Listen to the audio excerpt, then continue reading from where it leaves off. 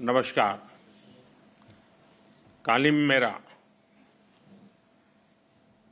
सबसे पहले मैं भव्य स्वागत और आतिथ्य सत्कार के लिए राष्ट्रपति जी का हृदय से धन्यवाद करता हूं।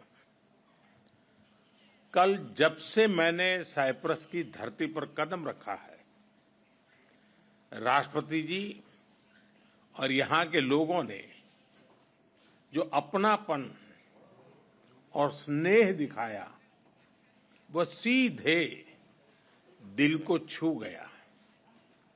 अभी कुछ देर पहले मुझे साइप्रस के इतने बड़े सम्मान से अलंकृत किया गया। ये सम्मान केवल मेरा नहीं, 140 करोड़ भारतीयों का सम्मान है। यह भारत और साइप्रस की अटूट मित्रता की मोहर है। इसके लिए मैं एक बार फिर हृदय से आभार व्यक्त करता हूं। फ्रेंड्स, साइप्रस के साथ हम अपने संबंधों को बहुत महत्व देते हैं। लोकतंत्र और रूल ऑफ लॉ जैसे मूल्यों में साझा विश्वास हमारी साझेदारी के मजबूत आधार है। भारत और साइप्रस की मित्रता न परिस्थितियों से बनी है और न ही सीमाओं से बंधी है।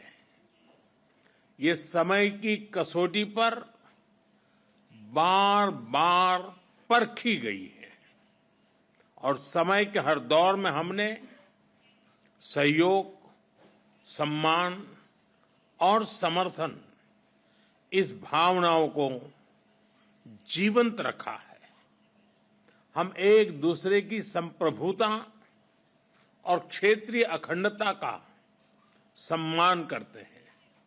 फ्रेंड्स, 2 दशक से भी लंबे अंतराल के बाद किसी भारतीय प्रधानमंत्री की साइप्रस यात्रा हो रही है और ये आपसी संबंधों में एक नया अध्याय लिखने का एक स्वर्णिम अवसर है।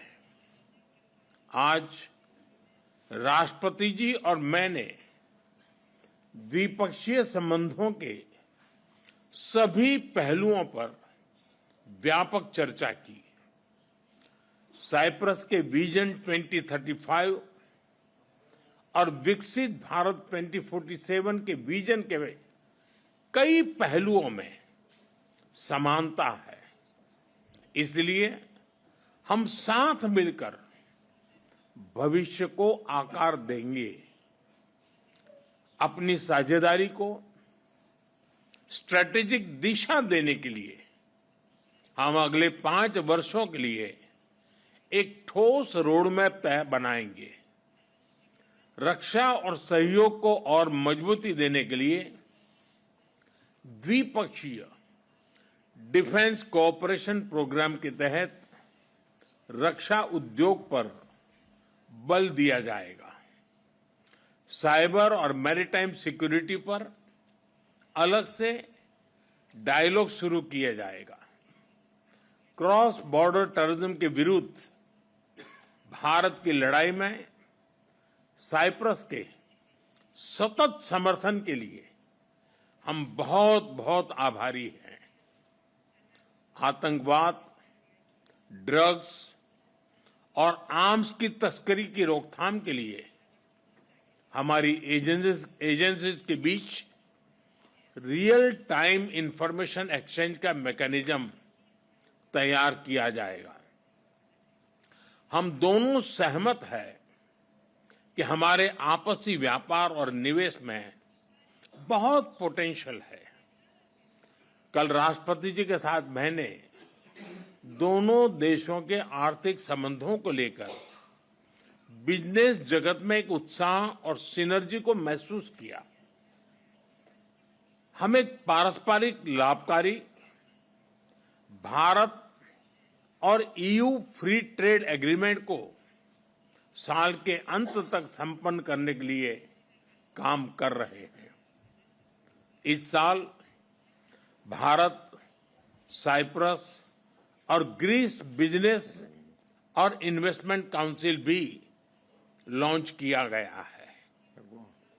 इन इनिशिएटिव से दोनों देशों के बीच आपसी व्यापार और निवेश को भी बल मिलेगा।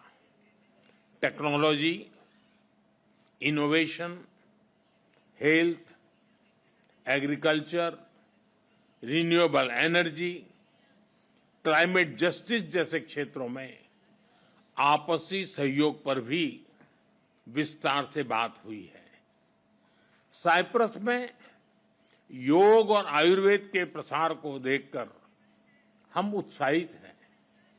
भारतीय टूरिस्ट के लिए भी साइप्रस एक पसंदीदा डेस्टिनेशन है। उनके लिए डायरेक्ट एयर कनेक्टिविटी बनाने पर जोर दिया जाएगा। हमने निश्चय किया कि मोबिलिटी एग्रीमेंट को जल्द पूरा करने के लिए काम किया जाएगा। फ्रेंड्स, यूरोपियन यूनियन में साइप्रस हमारा विश्वसनीय पार्टनर है। अगले वर्ष साइप्रस की यूरोपियन यूनियन अध्यक्षता के लिए हम शुभकामनाएं देते हैं। हमें विश्वास है कि आपकी अध्यक्षता में भारत और ईयू संबंधों में नए आयाम जुड़ेंगे। वीएन को समकालीन बनाने के लिए जरूरी रिफॉर्म्स को लेकर हमारे विचारों में समानता है। साइप्रस द्वारा सिक्योरिटी काउंसिल में भारत की स्थायी सदस्यता का समर्थन करने के लिए हम आपके आभारी हैं। पश्चिम एशिया और यूरोप में चल रहे कॉन्फ्लिक्ट को लेकर हम दोनों ने चिंता व्यक्त की है। इनका नकारात्मक प्रभाव केवल उस क्षेत्र तक सीमित नहीं है। हम दोनों मानते हैं कि यह युद्ध का युग नहीं है। संवाद से समाधान और स्थिरता की बहाली ये मानवता की पुकार है। मेडिटरेनियन क्षेत्र के साथ कनेक्टिविटी बढ़ाने पर भी हमने बात की। हम सहमत है कि India middle east Europe economic corridor से क्षेत्र में शांति और समृद्धि का मार्ग प्रशस्त होगा। राष्ट्रपति जी, मैं आपको भारत यात्रा के लिए सादर निमंत्रित करता हूं। आशा करता हूं जल्द ही भारत में आपका स्वागत करने का अवसर मिलेगा।